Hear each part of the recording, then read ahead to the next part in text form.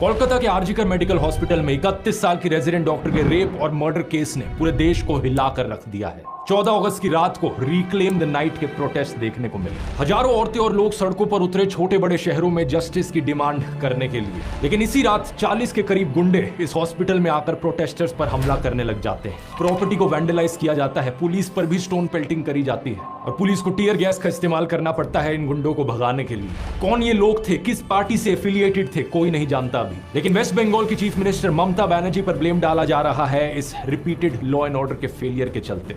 सबसे बड़ा सवाल यहाँ पर उठ रहा है, देश भर में औरतें आखिर सुरक्षित क्यों नहीं है। इस आउटरीच के बीच एक और ऐसी रेप और मर्डर की खबर आती है उत्तराखंड से, जहां पर एक नर्स अपने घर लौट रही थी हॉस्पिटल से और उसकी हत्या कर दी गई। मुझे दुख इस बात का है कि आउटरीच सिर्फ हफ्ते 2 हफ्ते चलती है और फिर खत्म हो जाती है। औरतों के खिलाफ इस वायलेंस के पीछे की रूट कॉज को कोई एड्रेस ही नहीं करता। इस प्रॉब्लम को अगर हमें सॉल्व करना है तो 3 कारण है जिनकी बात हमें करते रहनी पड़ेगी। पहला, समाज का पेट्रियार्कल माइंडसेट। इंटरनेट पर चीप कंटेंट जो औरतों को ऑब्जेक्टिफाई करता है, रेप को ट्रिवियलाइज करता है, सेक्सुअल हैरेसमेंट को कैजुअली लेता है। एनिमल और कबीर सिंह जैसी फिल्में, माँ बहन की गालियों को नॉर्मलाइज किया जाना, ये सारी ऐसी चीजें हैं जिससे माइंडसेट प्रोपोगेट होता है और औरतों के खिलाफ वायलेंस इनकरेज होता है। दूसरा, विक्टिम ब्लेमिंग। समाज में रेप के लिए हमेशा औरतों को ही जिम्मेदार ठहराया जाता है। लोग अजीबोगरीब बहाने मारते हैं कि औरत का रेप तो इसलिए हुआ क्योंकि वो बाहर गई थी, छोटी स्कर्ट्स पहने थी, औरतों को बाहर नहीं निकलना चाहिए, स्ट्रेंजर्स के साथ बात नहीं करनी चाहिए, सारा ब्लेम औरत पर ही डाल दो। इससे रेपिस्ट को लगता है कि उनकी तो कोई गलती ही नहीं थी। तीसरा, रेपिस्ट को पॉलिटिकल सपोर्ट मिलना। लोग बात तो करते हैं ऐसे इंसिडेंट्स के बाद कि रेपिस्ट को फांसी चढ़ा देना चाहिए,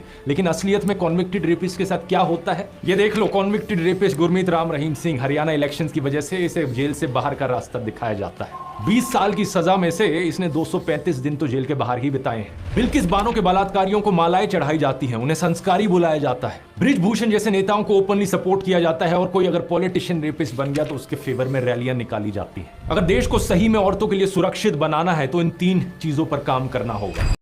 देखो, 14 अगस्त रात में एक घटना हुआ है। अभी तक 4 दिन हो गया है। सीबीआई ने एक ही आदमी को, एक ही जो मुस्लिम को गिरफ्तार किया है। अभी तक 18, 19, 20 लोगों का अभी तक कुछ पता नहीं चला है, ठीक है ना।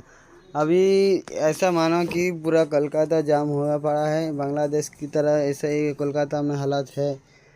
देखा जाता है तो क्या होता है, हम चाहते हैं तो सब लोग चाहते हैं, देश का हर एक, हिंदुस्तान का हर एक इंसान, जो इंसान है वही चाहेगा इन लोगों को फांसी से बदतर से बदतर सजा दिया जाए, क्योंकि इंसान का काम ये नहीं हो सकता है, ये जानवर का काम होता है, ठीक है ना। जो इंसान नहीं है, जिसके अंदर इंसानियत नहीं है, वही बोलेगा कि हो रहा है काम, हो रहा है काम, नहीं हो रहा है उसका भी बढ़ाना पड़ेगा, ये काम नहीं हो रहा है।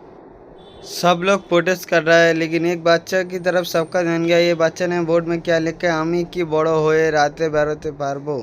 इसका मतलब है हम बड़ा आगे होगे कि बाहर निकल पाएंगे, मेरा आज़ादी मेरे को मिल पाएगा।